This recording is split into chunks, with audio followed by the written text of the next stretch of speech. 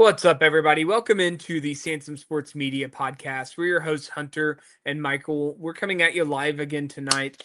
Sitting here Tuesday, November 18th, we had the Champions Classic. We had a little bit of college football kind of surprise this afternoon with the rankings coming out. And now we are live and ready to go. So, Mike, how you doing? I'm all right. Probably a little better than Texas is feeling now. Much better than Texas, in my opinion, but um, they were the biggest drop of the week, dropping 7 spots all the way down to number 17. It's probably a good place to start. They got just absolutely dominated by Georgia in Athens, but it was not close by any stretch of the Not imagination. really. Uh, what are your thoughts on them? And then Alabama losing to Oklahoma in Tuscaloosa. What are your thoughts on those two dropping and where they ended up? I understood Alabama dropping. They already have the questionable loss to Florida State. Yeah, And then you add to it a home loss to, Oklahoma. I mean, they're not a bad team, obviously, at all, but yeah, that was a game that they were supposed to win. agreed. And it's one of those. I think that the committee proved that they're going to kind of give some leniency to these SEC teams. Yet again, I mean, we every year we act like we were surprised, but they do it every year. Typically, it's Alabama that gets the leniency too. Right. That being I said, don't they did go ahead. I don't think 1 through 4, Ohio State, Indiana, A&M, Georgia, even down to Texas Tech is much of a surprise. No, Um, Ole Miss and Texas Tech is a pretty interesting debate there at 5 and 6, but I think they probably have it right. I would agree. Oregon, Oklahoma, 7 and 8 is very interesting because I think Oregon has the one game better record, but Oklahoma I think has better Yeah, wins and has played a better schedule. But I think what they're saying is that Oregon's a better team. yeah, definitely. There's some trends with some eye test situations going on down through here, where they've really used that eye test to help kind of navigate some of these things. Um, Notre Dame at 9 is fine. They did really well against Pitt. Yeah, The game for the most part really wasn't that close.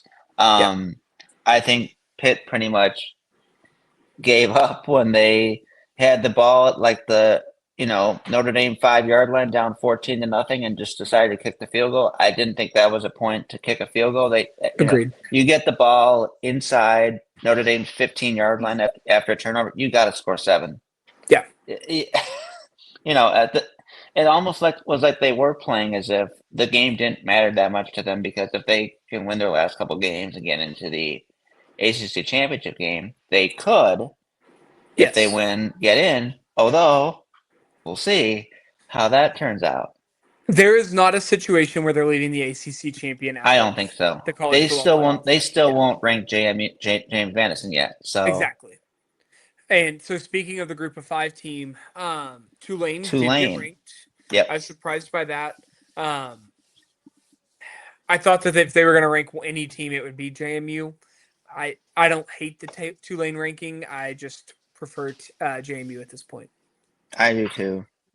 Um, Alabama at 10. That was a pretty steep. I mean, a pretty steep drop, and I mean, they don't have too much left. They just have the Auburn game in Eastern Illinois. So, Yeah, if they finish 10-2, they should be fine. yeah. But obviously they can't slip up there. Yeah, they So, do not have another loss. I mean, with BYU, Utah, Miami, all kind of hovering right behind them, they do not have another loss in their like kind of wheelhouse there.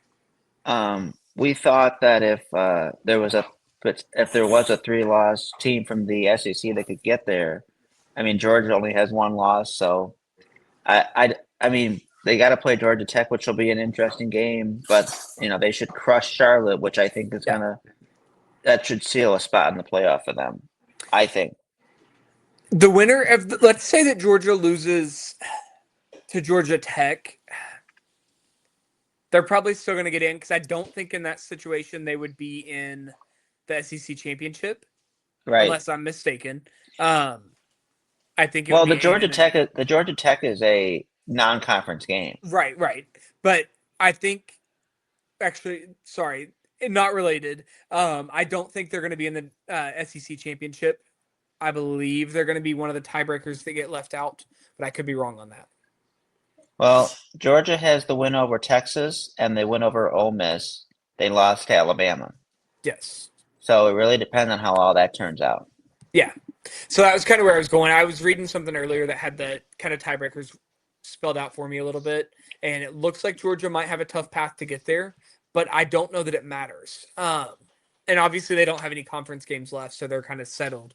But I think it's going to be Ole Miss and A&M if I read it right, and it's going to set up some really interesting decisions for the committee coming up shortly. BYU at 11, they still, if they win their next couple games, have the shot with Texas Tech to get in. Yeah. I was kind of surprised that BYU didn't jump Bama. Yeah. I was thought, thinking. well, I guess you could have seen that, but I just don't think BYU has the resume, and they don't have the eye test as being better necessarily. That's true. I guess when we're talking about eye tests with like Oregon and Oklahoma, that kind of makes sense as well. So I don't know. I'm just surprised at kind of like the disrespect that the Big 12 and ACC have gotten. Not that it's not necessarily earned or like deserved, but just kind of like Yeah. they are really like the committee is very much so like you're not a better conference. I'm not putting you ahead, and it's just been kind of interesting to watch this year. Utah's hanging around at 12. I don't see how they're getting any higher, unless they get a lot of help. Yeah. And then you got Miami up to Miami 13. at 13. So this has been interesting, the whole Miami Notre Dame debate. If both finish at 10-2, which is going to be tougher for Miami than it will be for Notre Dame. There's the whole fact of, yes, Miami beat Notre Dame 27-24, the first game of the season at home. Yep. I think the fact that the game was at home, I don't know that needs to necessarily be as much of a tiebreaker. Agreed. I think overall, yes, the wins matter, but Miami has 2 losses to teams that aren't ranked. Yes. Which Notre Dame doesn't have. Exactly. Notre Dame, and I'm not all losses are created equal.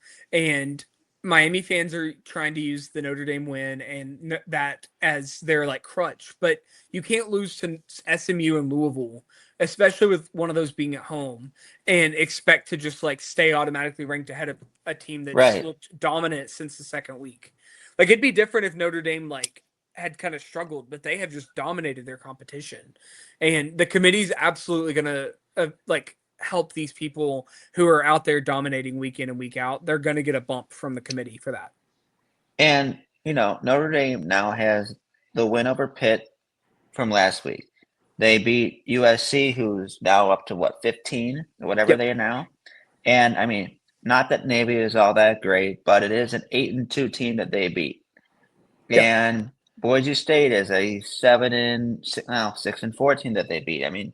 So they've beaten some decent teams with decent records so it's not like they just beat up on Purdue and Boston College only. Yeah. They've played some decent teams. Syracuse and Stanford don't really qualify much. Syracuse is 3-7. Stanford, I think, is the same. So yeah.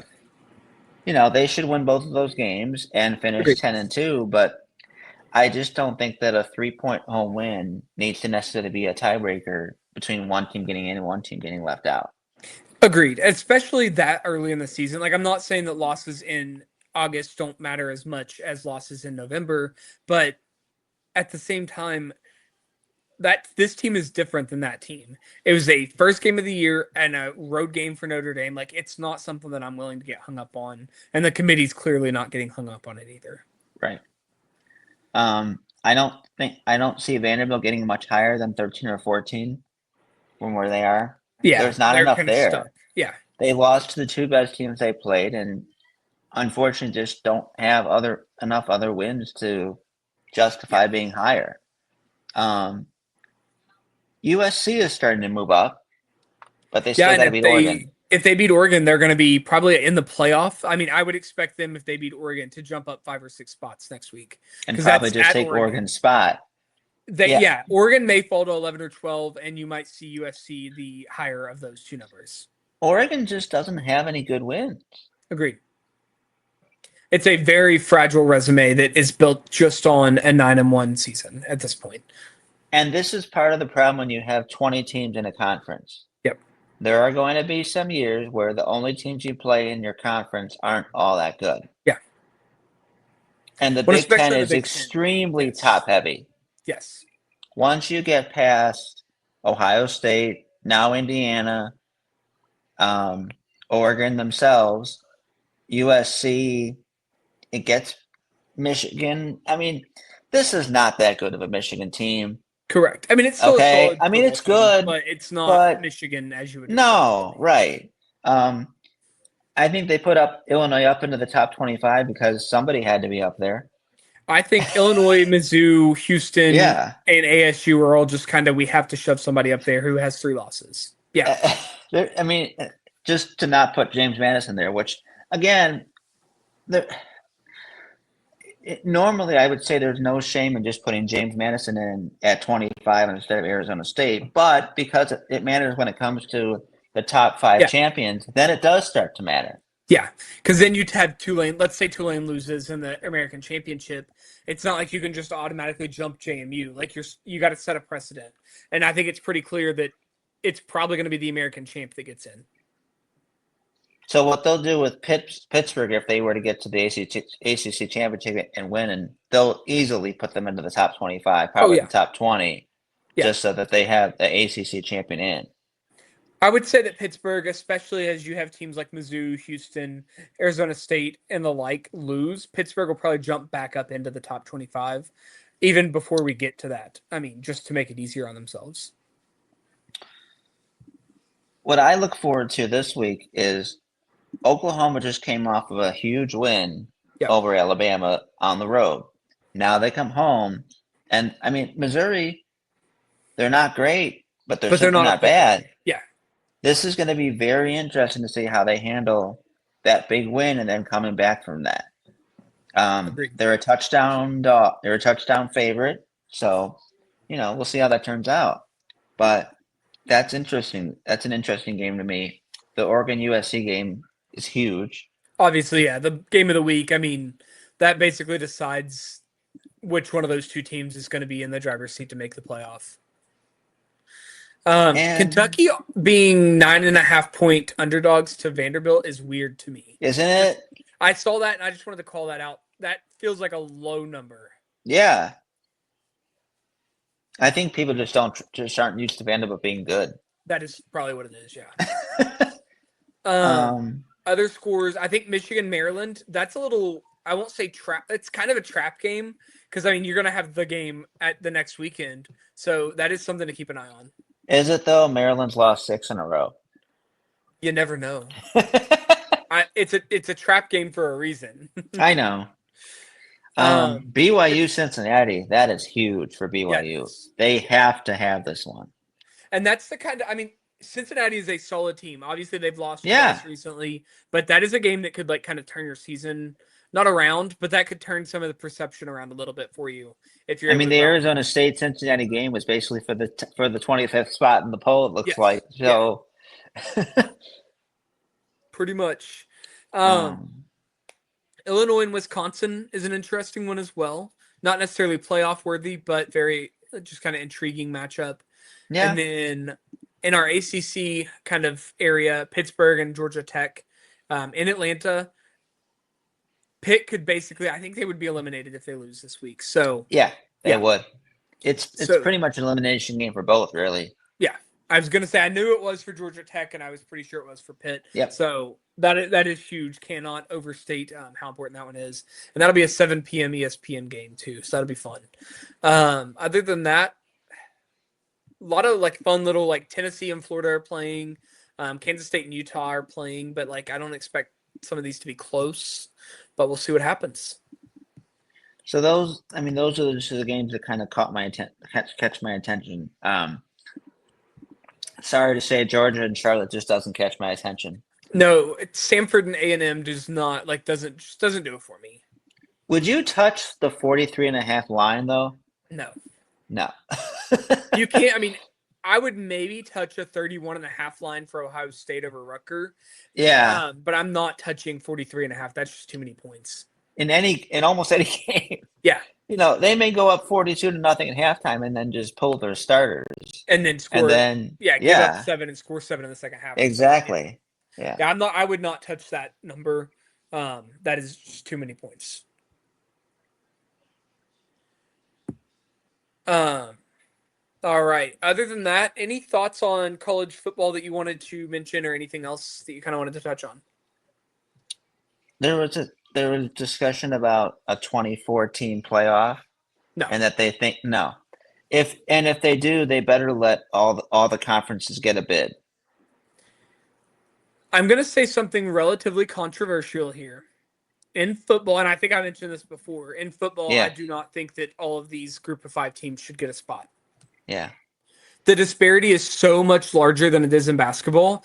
And honestly, it becomes a little bit dangerous to have these Georgia or Alabamas going up against Samford or whoever, or Charlotte, let's use. It's a little dangerous at times. Yeah. So you gotta take that into account. If they can prove that they can be ranked or something, okay, sure, let's have that conversation, but not until they get to that point. But I also don't think we need 24 teams.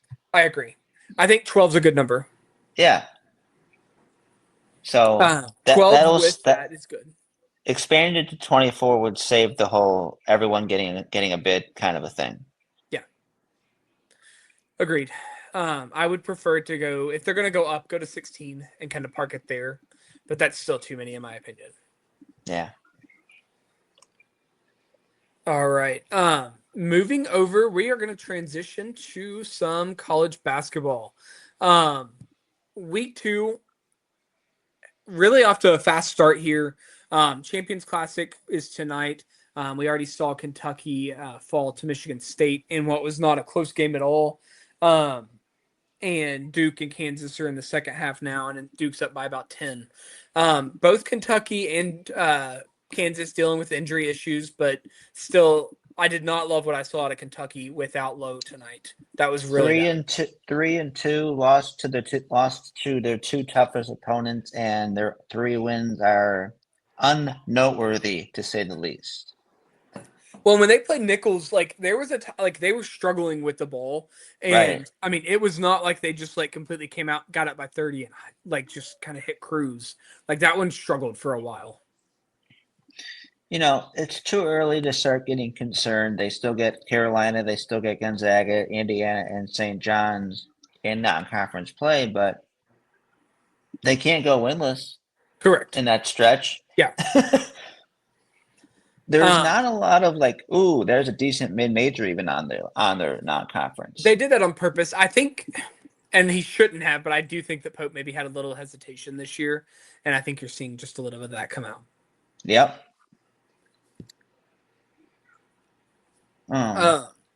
But other than that, I mean, some of the other matchups, it's been a minute since we've talked. Texas Tech fell to Illinois in what was a really interesting one last week. Moving over to my hoops scoreboard real quick just to look at things. NC State won a thrilling game against VCU last night, the 17th of November. VCU's legit, and that's just honestly a really good win.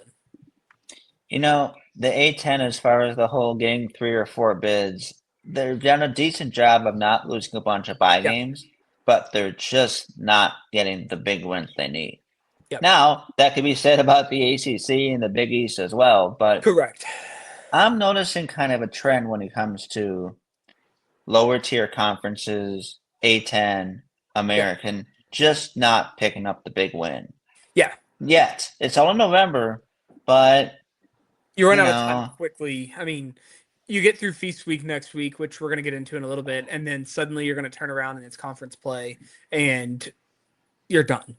They've got to take advantage when they can. There's just not enough quality opponents in the Missouri Valley or the Sun Belt to be able to catapult you to at-large worthy. Agreed. Yep. Unless the ACC and Big East just have awful seasons.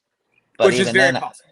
Even then, the bids will just go to the rest of – the Big Ten so far is having a phenomenal non-conference. Almost not quite as good as the SEC last year, but – but outside of Louisville, they have done – or not Louisville, Oregon, they have done very, very well this year.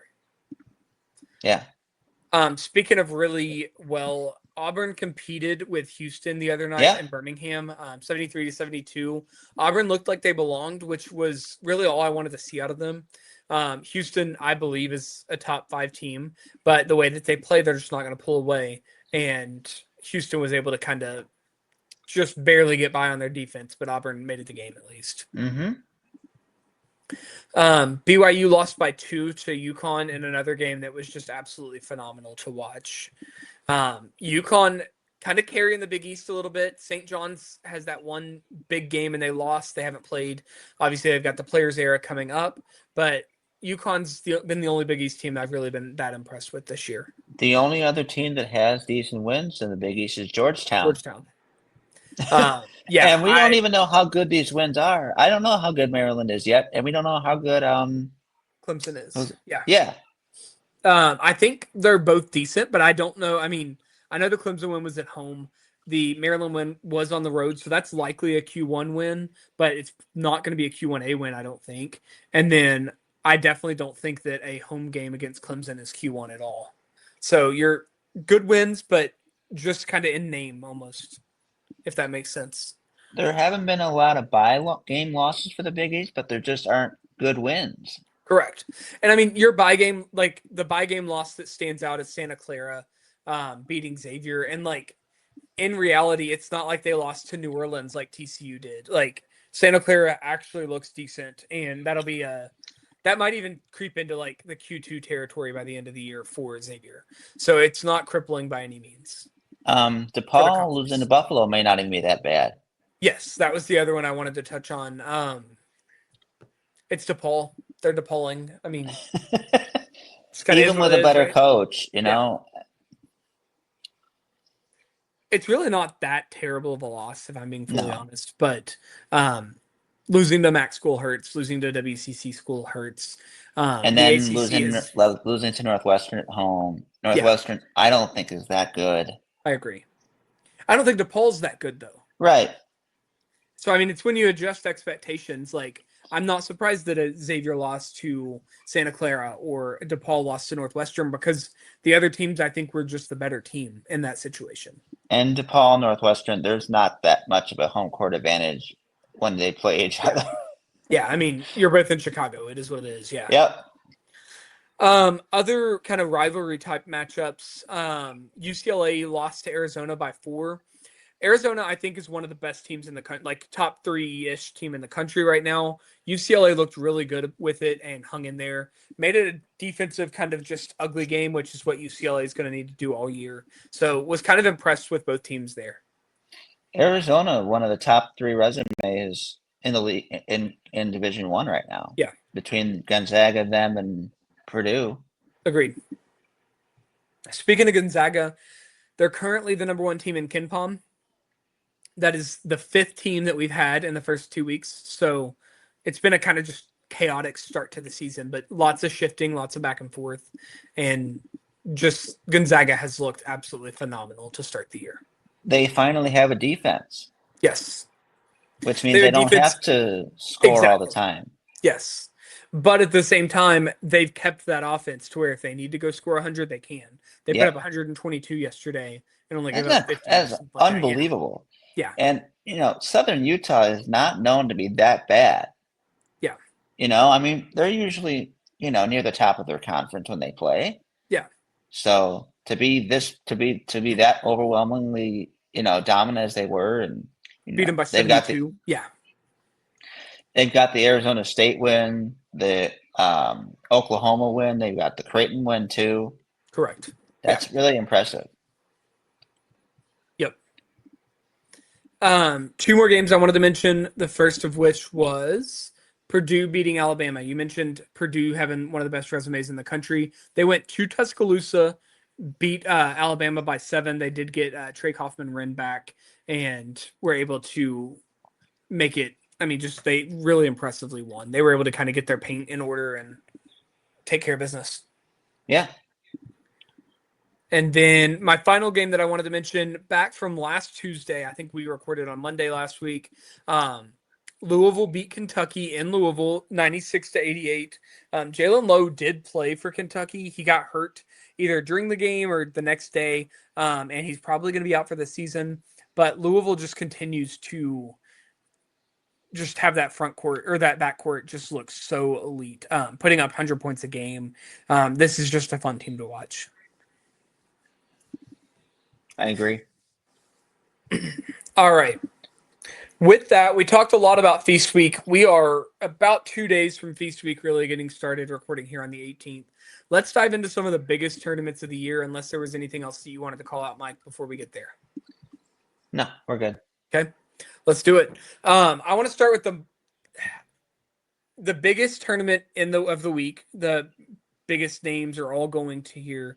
The Players Era. This year it has the 16. Is it 16 teams? No, 18. Sorry. 18 teams. So we've got 9 matchups each day, and then you'll have a consolation bracket, and you'll have a third place and a championship game. The winners do get NIL money for this, so that's why it's so coveted to get into right now. And you have teams like Tennessee, Rutgers, Creighton, Baylor, Kansas, Notre Dame, St. John's, Iowa State, Houston, Syracuse, Auburn, Oregon, Gonzaga, Alabama, Michigan, San Diego State, UNLV, and Maryland. I'm not going to read every individual matchup because there's 30 of them, but the biggest thing is each team gets 2 games, and then they'll seed them into the brackets. I do not personally know how those work. I don't know, Mike, if you do. Not really. Okay. I would guess that the teams that finish the first 2 days 2-0 will be into like a winner's bracket. So you only play one more game. Mm. So there's no extra bracket, because that's what I was thinking as well. See, that's weird. Yeah. They're going to have to go based off of efficiency or something. I'm going to see really quickly while we're kind of talking here and go from there. Okay. So records and then point differential is your tiebreaker. So you've got teams like, I don't know, let's say a Gonzaga who drew Alabama and like that kind of thing. Like that's tough. That's going to hurt. But then you've got teams like a UNLV who drew Maryland and Bama, or like that kind of stuff where the schedule's maybe a little bit easier. So I'll be interested to see kind of how that balances out and how it works. It's quite the opportunity for San Diego State and UNLV. Yes. That could really, I mean, it's no secret that the Mountain West has had a really, really tough start to the season. That is an understatement. Yes. Ever since Boise State lost to Hawaii Pacific in a shopping mall, basically. Yeah. Well, I guess it was at home, but that's where Hawaii Pacific played. Correct. It's not been fun. I mean, Boise State's been better since then. UNLV picked up a nice win recently, but overall, it's been tough to say the least. Yeah. Air Force has looked like one of the worst teams in college basketball, period. Correct. There's no, sugarcoating that. That's a team that's going to struggle to win 5 games the whole year. Yeah. So, at large, potential teams from the Mountain West will have to avoid those kind of landmines.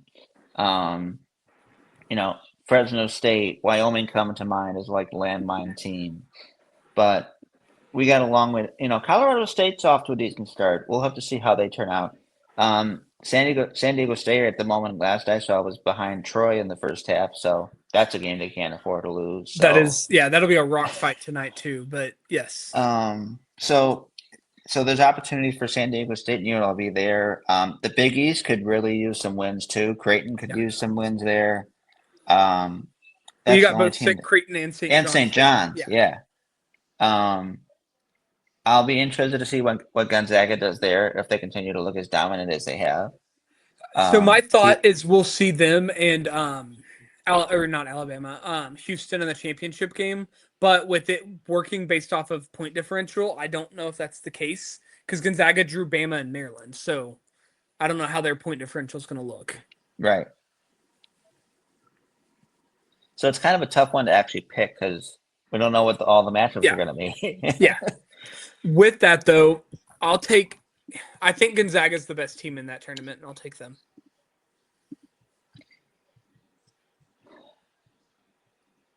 Gonzaga and Bama play, right? First. Yes. I'll take Houston.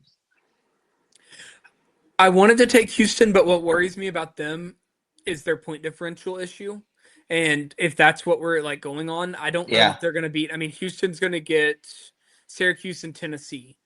I don't know that either of those two are going to be a 15 or 20 point game, but like I Right. expect Gonzaga to beat Maryland by 20 plus. So that's kind of where I was at with that. So it'll be interesting to say the least to see kind of how it works. But we will have more thoughts coming shortly, and we will go from there. Once all of these matchups happen, we'll be able to break them down a little bit further and give you guys a little bit more insight. But moving on to the Baja Mar hoops in the Bahamas, we got Texas Tech, Wake Forest, Memphis, and Purdue in this one. This is a really impressive field with three teams that I think are like pretty solidly tournament teams, and then Wake Forest, who's kind of played like a bubble team this year. They've impressed me a little bit. You get Purdue and Memphis, and then Wake Forest and Texas Tech as the matchups. Memphis could use some wins there. Agreed. But man, Memphis has to play as Purdue coming up. Yeah. They're a decent team, and they have some opportunities coming up. But falling to UNLV was pretty rough. Agreed. I'm taking Purdue. Yeah. After not being able to beat Ole Miss before that. Yeah, Memphis has struggled this year to like kind of an understatement, honestly, but we're so used to them just impressing in November, and they have looked awful. So I'm taking Purdue to win that one, and then I'm also going to take Texas Tech to beat Wake Forest. Yeah, that makes sense. I think the really interesting matchup would be if you get Wake and Memphis. That feels like a game that Memphis cannot lose if they want any shot at making a tournament. They'll have some other opportunities down the road, but I tend to agree. And then let's pick the champion. I'm going to take Purdue to win it. I agree. I don't think they're going to lose, to be fully honest. I don't think Tech is quite there. Agreed. They have pieces, but they just need some time to mesh in, I think. Yeah. All right. Rady Children's Invitational. This one's in San Diego on the 27th and 28th. We got Florida, Providence, TCU, and Wisconsin. I don't think a lot of TCU so far. I don't really try to dismiss teams when I'm doing these, but I straight dismiss TCU from this. They get Florida in game one, and Florida should beat them by 25 or 30. And honestly, I don't know how much I think of Providence. I took Wisconsin to beat Florida. I took Wisconsin to beat Providence and then beat Florida. I could see that. I didn't want to pick all the chalky ones, so this one felt like something I could pick. Since you take Wisconsin, I'll take Florida, but I think Wisconsin has an excellent shot. I don't know. It feels like this is the kind of thing that Wisconsin would do in the non-conference every year. Just goes out and wins something crazy like this. All right, let's get to Maui. Very upset with how bad the Maui field is. You got Arizona State, Seton Hall, Boise State, Texas, Chaminade, USC, NC State, and then Washington State. There's one, maybe two tournament teams in this field. And NC State's the best team out there. Easily. And yeah, it's not super close. Texas is probably a second. And I would just hope that we get Texas and NC State for the championship. Who gets Chaminade? Washington State. And then either Texas or Arizona State. Yeah. Maybe Chaminade. I don't know. Yeah. Washington State has not looked great this year, so it could happen. I was going to say if it was Seton Hall and Chaminade, I might almost pick Chaminade, but I would agree with that. The only way they could play would be like the 7th and 8th place or the 5th and 6th place games or the championship if they would make it that far. We're used to the teams playing for the Maui championship as like potential 1 or 2 seeds in the tournament. Yes. And nothing from NC State. Go ahead. Nothing from NC State so far makes you think they're a number 1 or 2 seed. Correct. You're actually going to probably use this as your like not a headline, but like a really good opportunity to bolster your resume. Whereas normally we're used to resumes not mattering for these teams, like in the national picture. Right. It hurts. I mean, Maui's going to have to adapt. The 3-team MTE model or the 3-game MTE model only works with the NIL. A lot of teams are preferring these 2 games where they get a little bit more control of their schedule. Mm-hmm. All right, so your pick was NC State as well, right? Yeah. Okay. AccuSire class, it's the AccuSire series. Apologies. This is 5 different tournament brackets, and they play it over 3 games in Thousand Palms, California. We are not going to talk about all 20 of these teams. No.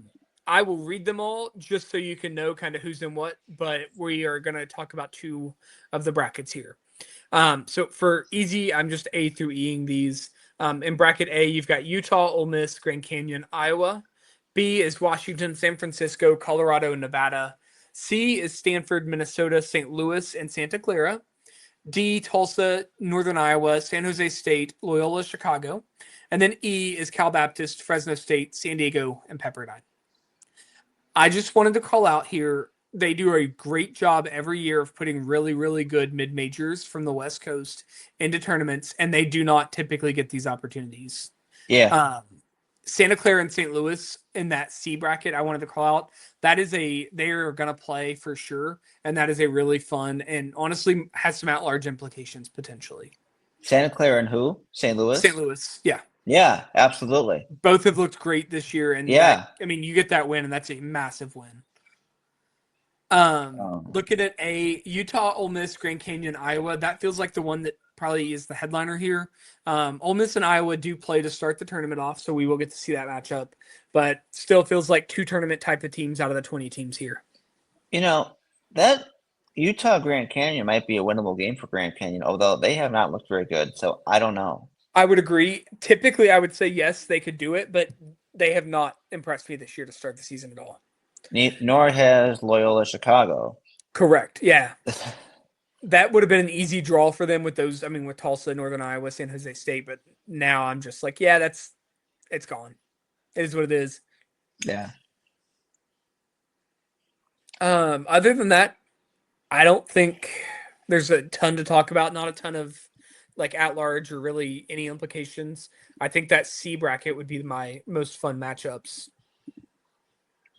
There's not much for the Emerald Coast Classic either. No, there's not. This is ugly. Yeah. You've got DePaul, Drake, Georgia Tech, and LSU. I'll take Last I saw, Georgia Tech was struggling again, so I don't know. Let's see here if they won. Georgia Tech won by 2 against Georgia Southern. Yeah, so I'm taking DePaul in this, and that's not a compliment to DePaul. That's a disservice to the rest of the teams. Yeah, I don't. There's nothing else really that good there. Agreed. Moving over to the Hall of Fame Classic. I know I'm skipping the order that I sent you in. Sorry about that, Mike. It's okay. We've got Nebraska, New Mexico, Kansas State, Mississippi State here. This is an interesting kind of bracket with all 4 teams kind of having some tournament hopes. That's some Hall of Fame. I really want to know why we're calling it the Hall of Fame and then putting these teams in it. I'm glad that you said something. I got nothing. No one thinks of Nebraska as like the Wizards of the hardwood. Yes. I'm sorry, but like, why are we picking these 4 for the Hall of Fame? I don't understand it. That being said, though, all 4 of these teams do have like bubble types of hope. Yeah. Nebraska, New Mexico, especially, are on the fringe of that, and I feel like those 2 do play. The loser of that's going to have a really tough road to get into the tournament. You got Kansas State, Mississippi State. I have not been impressed with Mississippi State. Been very impressed with Kansas State this year. So curious to see how that one goes. I'll take Kansas State to win the entire thing. I don't know. When we're celebrating a late win over Tulsa, I'm not so sure how I think about Kansas State.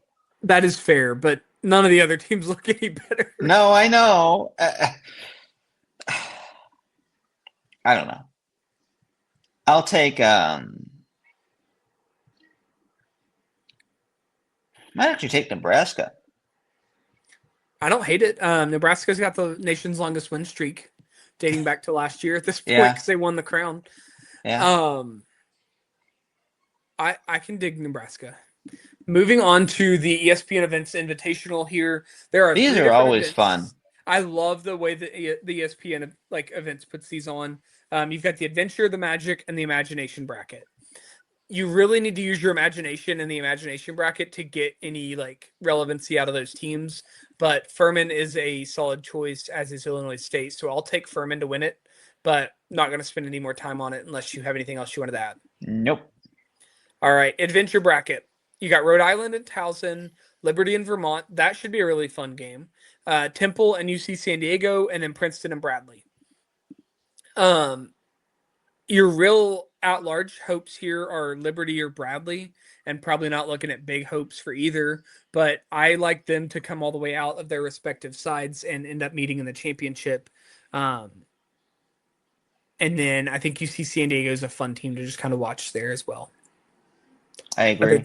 Other than that, thoughts? They'll be fun to watch. Maybe somebody there gets a Q2 win in there. Yeah. Liberty or Bradley maybe getting a Q2, maybe even a Q1 neutral site for a little bit if you get to the championship game and they continue to look good, but it'll be borderline at the best. It would have really helped if Vermont had gone on the road and beaten Buffalo tonight, but that didn't happen. So high scoring game, but still a loss, unfortunately. Still a loss, yeah. Moving to the Magic bracket, this is where the magic happens. You got BYU, Miami, and then you've got Georgetown and Dayton. Georgetown, like we talked about at the beginning, is hot to start the year. However, their starting center, Iwachuwu, which I know I mispronounced your name. I am sorry. It did have surgery. He's having a planned procedure tomorrow. He's out for 6 to 8 weeks. That was like 11 points and 8 rebounds gone. That really hurts and kind of tempers my expectations for this. I'll still take Georgetown to beat Dayton, though. That's fair. And then I'm going to take BYU to win against Miami and then beat Georgetown or whoever it is. I would too, yeah. Miami has not impressed me that much. Yeah. Agreed. Yeah. I mean, absolutely, they're still kind of hanging out, but they have not looked as good as I was kind of hoping they would. Again, with the exception of a couple ACC teams, they're just not getting the important wins. Yep. Moving on to Paradise Jam. Just wanted to call this out because this is the opposite of this is a mid-majors paradise, but it is not really anything worth kind of talking about. Headlines include Akron and Charleston. Oregon State's in here as well. I'll pick Akron to win it. Actually, I lied. I'm picking Yale. I forgot. So that's Oregon. That's Oregon State that's in it, not Oregon. Yes, sir. Okay. Your text probably says Oregon. It does. That's why I was wondering. I'm like, how did Oregon end up fitting in with Akron? That makes a lot more sense now. No, I got to researching it after I had sent it to you, and I was like, yeah, that's definitely not Oregon anymore. The state had just cut off when it sent over to you. Yeah. Oregon State, I'll take Yale to win. I have them playing Akron in the championship. I'll take Akron. Okay. I like it. I started to pick Akron, so I don't hate that pick by any stretch. Charleston doesn't look that good this year. Not terrible, but not as good. I have been underwhelmed, to say the least. Iona looks interesting. Yeah. If Iona didn't have Akron as their first game, I might be a little bit more inclined to pick them out a little bit, but they're just going to run into what I think is probably either the best or the second best team in that tournament. UMass, not so much. Not at all. That top half of the bracket is ugly. I would expect Charleston to come out a little bit to beat UMass, and then I would expect Yale to just kind of roll. Yeah. All right, Charleston Classic time. West Virginia and Clemson, and then Georgia and Xavier are your two games for the Palmetto bracket. I'll take Clemson and I'll take Georgia. And then I'm going to take Clemson to win it out. Clemson. Okay. Give me West Virginia. Okay. I mean, Um, honestly, all four of these teams have a shot. They've all played well at times. Xavier has looked better their last two games against. I mean, they lost by 19 to Iowa, but there was improvement. And then tonight they finally clicked on offense. So there's hope. West Virginia has looked solid, as has Clemson and Georgia. So I won't say these won't be competitive, but I don't know if there's a tournament team among the four. Boston College might be the worst of the teams in there, and that includes Tulane and Davidson. Correct. So the low country bracket is Utah State, Tulane, Davidson, and Boston College. I'm picking Boston College to go 0-2. They I'm putting out an might. I article mean, for this in the morning, and I put that down in the article. So yeah. You, Boston College already lost at home to Central Connecticut State. I correct. mean, It doesn't get Davidson and Tulane are both better. So I completely agree. yeah, Give me Utah State to win this one. Pretty simple. The low country side. I like it. All right. Not speaking on the Cayman Islands, and I'm not speaking on the Sunshine Slam. However, those are both happening. Ain't no sunshine where they're gone there. Just not great fields, and not fields that we should probably spend much time on. Anything else that you kind of wanted to touch on? I know these are not all the MTEs. These are some of the biggest ones that I wanted to make sure we touched, but I know that there are games that we're missing and not talking about. We need fewer MTEs but better overall ones. If that makes any sense. I would love if they were like 3 players era events that had 18 or 19 teams. Some of like those like Ball Dog Classic where it's like the 3 round like round robin kind of thing. Yes. Yeah. Those are pretty cool. Yeah. But this whole thing where you've got, a bunch of at best second level high major teams is not all that interesting.